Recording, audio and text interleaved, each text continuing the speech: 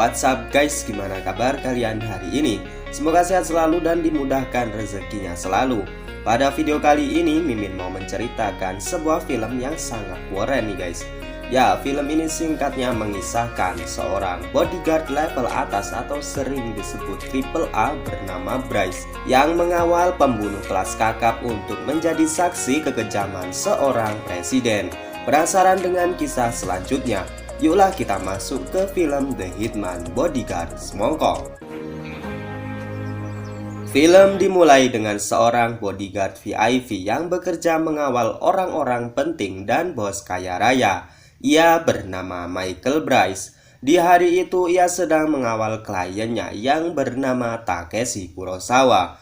Pada awalnya Bryce melakukan pekerjaannya dengan mulus dan mengantarkan Takeshi Kurosawa menuju pesawat pribadinya. Namun belum saja pesawat itu take off, tiba-tiba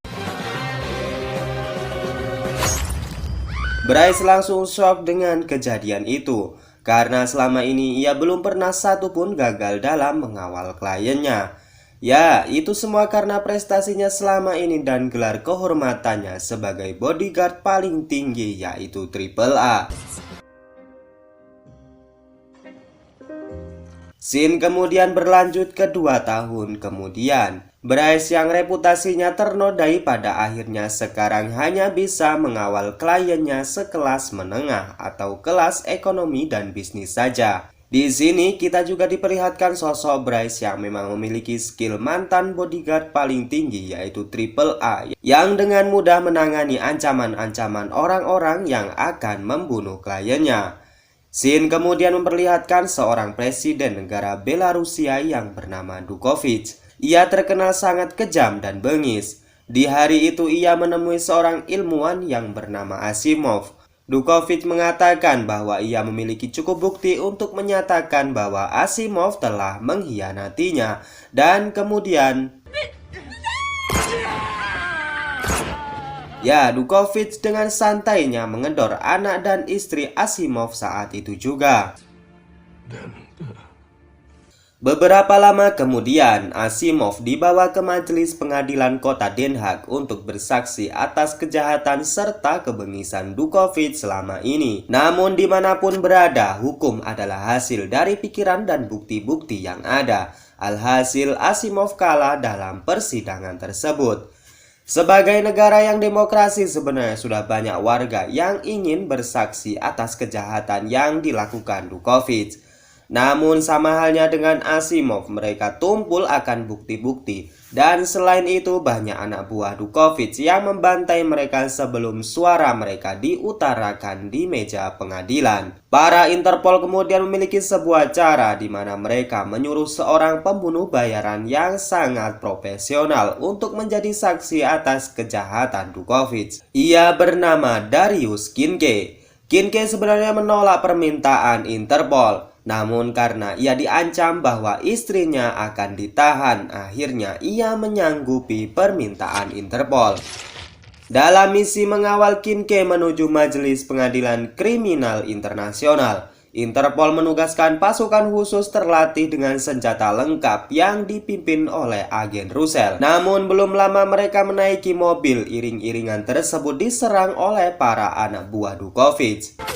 Singkatnya, semua pasukan khusus mati terbunuh dan menyisakan Kinke dan agen Russell.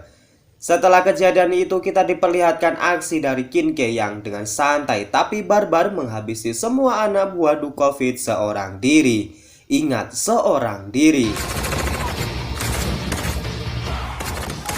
Kemudian Russell membawa Kinke menuju safe house. Di sana Kinke mengatakan kepada Russell bahwa mereka harus berhati-hati karena besar kemungkinan Dukovich telah bekerja sama dengan salah satu anggota Interpol.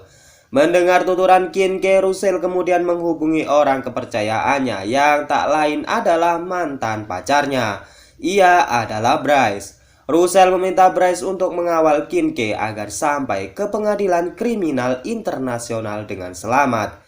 Di sini Bryce yang masih sayang dengan mantannya pun mengiyakan permintaan Russell. Lalu scene menunjukkan seorang direktur Interpol yang bernama Gene Fletcher adalah orang yang telah bekerja sama dengan Dukovic dan yang telah memberitahukan keberadaan Kincaid kepadanya. Tak lama kemudian Bryce pun datang ke safe house. Di sini kita diperlihatkan alasan kenapa Bryce waktu itu meninggalkan Russell, yaitu karena sebelum terbunuhnya Kurosawa, ia memberitahukan kepada Russell tentang Kurosawa. Dan Bryce menganggap bahwa Russell lah yang telah bekerja sama dengan pembunuh itu dan memberitahukan keberadaan Kurosawa. Russell yang kesal karena ia telah dituduh seperti itu akhirnya memutuskan Bryce dan memilih untuk tidak lagi berhubungan dengannya. Bryce kemudian bertemu dengan Kincaid dan kemudian mereka malah baku hantam dikarenakan dulu Kincaid sering mengincar kliennya untuk dibunuh. Namun pada akhirnya mereka terfokus pada tujuan saat ini, yaitu mengantar Kincaid menuju pengadilan kriminal internasional. Di dalam kantor, Russell menceritakan Kincaid dan Bryce kepada atasannya. Fletcher yang mendengarnya kemudian segera menghubungi Dukovic untuk memerintahkan anak buahnya agar segera mengejar Kincaid. Di tengah perjalanan, Kincaid berusaha untuk melarikan diri.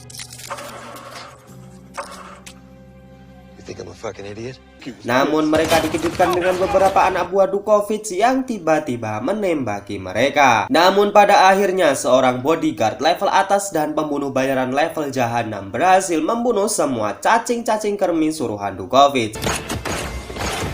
Namun sayangnya mobil yang mereka tumpangi harus meledak karena tembakan para cacing kermi tersebut. Namun untunglah rombongan bis suster lewat dan mereka berdua kemudian menumpang untuk menuju ke Amsterdam, yaitu rumah di mana Bryce dulu tinggal. Sesampainya di Amsterdam, Kincaid kemudian bercerita kali pertama ia berhasil membunuh seseorang. Saat itu ia masih bocil sekitar umur 16 tahun. Kincaid terpaksa membunuh orang itu karena orang tersebutlah yang telah menghabisi ayah kandungnya. Well, I wasn't prepared to wait that long. Dan yang lebih membagongkan adalah Kincaid selama ini telah menghabisi nyawa seseorang sebanyak 250 jiwa. Sungguh prestasi yang sangat mengencrotkan. Setelah itu mereka sampai di rumah lama milik Bryce. Dan kemudian Kincaid diam-diam kabur dari Bryce. Namun Bryce berhasil menemukannya dan malah berhasil menyelamatkan nyawa Kincaid yang diam-diam akan dibunuh oleh anak buah Dukovic dari belakang.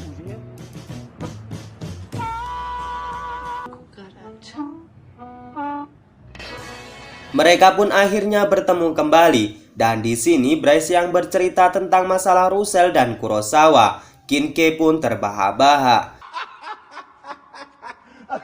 Dan ternyata orang yang telah membunuh Kurosawa saat itu adalah Kincaid. Ia bercerita bahwa Kurosawa merupakan incaran para pembunuh bayaran karena sikap serakah dan banyak korupsi yang telah ia lakukan. Bryce yang mendengarnya sangat marah dibuatnya. Dan Kincaid harus menerima bogem mentah dari Bryce. Ia kemudian memutuskan untuk pergi duluan. Namun anak buah Dukovic yang lain tiba-tiba datang dan menyerang Kincaid.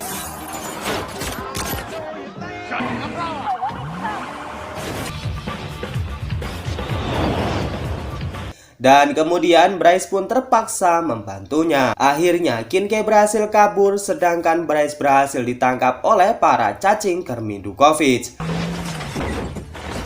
Singkatnya, Bryce dibawa di suatu tempat lalu disiksa dan dipaksa untuk memberitahu keberadaan Kincaid saat ini. Kincaid yang semula tahu bahwa Bryce yang telah menolongnya mengorbankan diri untuk ditangkap akhirnya tiba dan kemudian menghabisi para cacing kermi tersebut.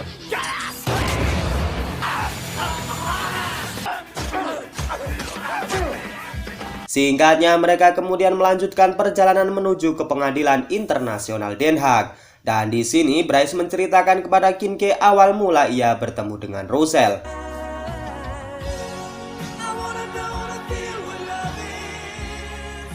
Tak lama kemudian mereka kembali dikejar oleh para cacing kermi Dukovic. Dan di sini disajikan adegan kejar-kejaran dan perkelahian yang sangat seru.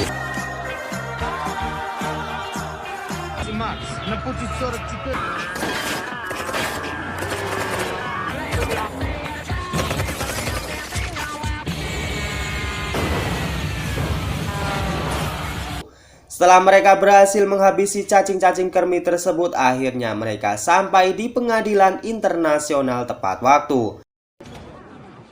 Your Honor, I present Darius Kincaid. Di sini Kincaid dengan lancar memberikan kesaksiannya kepada pengadil bahwa dirinya dulu pernah disewa oleh Dukovic untuk membunuh saingan politiknya yang sedang diasingkan di Inggris. Namun Kincaid menolaknya karena ia sangat tidak suka melihat Dukovic dan anak buahnya membantai banyak orang di sebuah desa.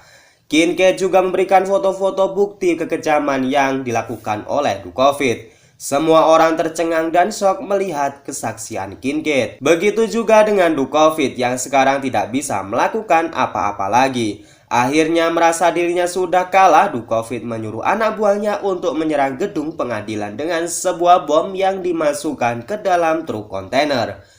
Pada kejadian ini, Voucher sebagai kambing hitam Dukovic pun merasa takut dan kabur dari gedung pengadilan. Russell yang curiga melihatnya lantas mengikutinya dan terjadilah baku hantam antar mereka. Dan tibalah para anak buah Dukovic yang menyerang pengadilan. Begitu juga truk yang berisikan bom pun diledakkan dan membuat gedung serta massa ambyar tak karuan. Saat semua orang di dalam gedung panik, Dukovic dengan pistolnya bersiap membunuh Kincaid. Namun dengan sigap Bryce meloncat dan menyelamatkan Kincaid. Karena hal tersebut, Bryce tertembak di bagian perutnya dan ia tidak bisa apa-apa lagi. Ia kemudian menyuruh Kincaid untuk segera memburu Dukovic dan membereskannya. Dan di sini lagi-lagi Kincaid beraksi dengan banyak membunuh anak buah Dukovic dengan sangat amat mudah sekali baginya. Dan akhirnya ia sampai di atas gedung dan di sana terdapat Dukovic yang sedang menunggu helikopter jemputan dari anak buahnya. Sementara itu, Russell berhasil dicekik oleh Voucher dan hampir membuatnya tewas. Namun tiba-tiba Bryce datang dan langsung menembak Voucher. Berlanjut di atas gedung di mana Dukovic melambai-lambaikan tangan kepada anak buahnya, bukti ia berhasil selamat dan segera meminta bantuan. Namun tiba-tiba dari belakang,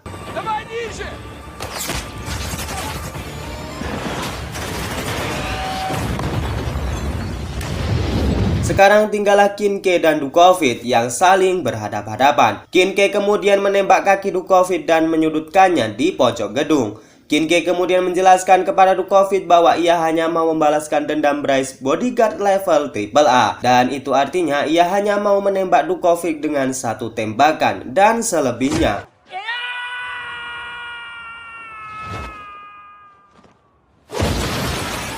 Dan begitulah kematian Dukovic yang sangat mengenaskan, tewas jatuh dari atas gedung pengadilan. Sementara itu Bryce dan Russell terlihat sudah semakin dekat lagi. Dan sekarang Kincaid kembali di penjara meneruskan hukumannya. Namun setelah beberapa bulan kemudian Kincaid berhasil kabur dari penjara dan menemui Sonia, istri tercintanya, untuk merayakan hari ulang tahun pernikahannya. Dan film ini pun selesai.